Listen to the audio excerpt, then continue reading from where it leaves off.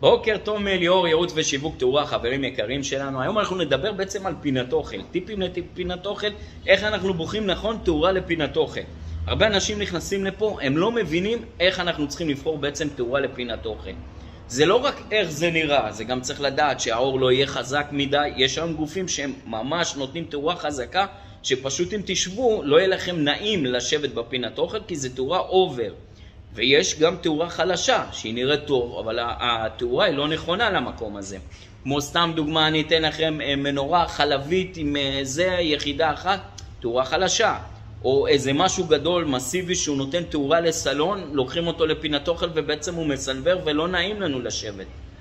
חשוב מאוד לדעת גובה תקרה, איך אנחנו שמים. אפשר לשים תלוי, בדרך כלל שמים תלוי מאוד יפה, זה נותן את השואו לבית.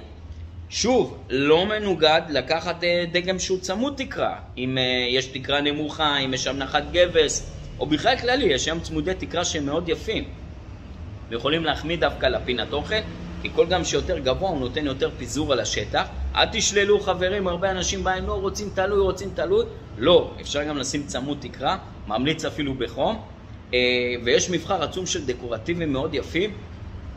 שוב, עוד טיפ אנשים לא יודעים, אם זה שולחן מלבן, לא חייב לקחת משהו מלבני, כן? אתם יכולים לקחת גם משהו עגול עם בסיס עגול, שהוא יורד במרכז הפינת אוכל, וזה מאוד יפה חברים, זה קצת שובר את המסגרת, זה נותן פותח קצת את הפינת אוכל חברים.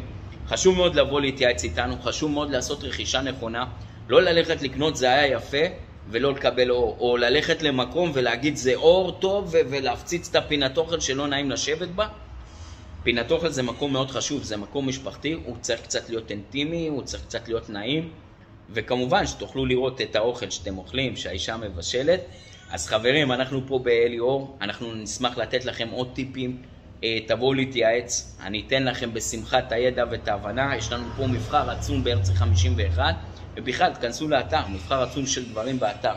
אז שיהיה לכם אחלה יום, נמשיך בטיפים אחרים ביום אחר.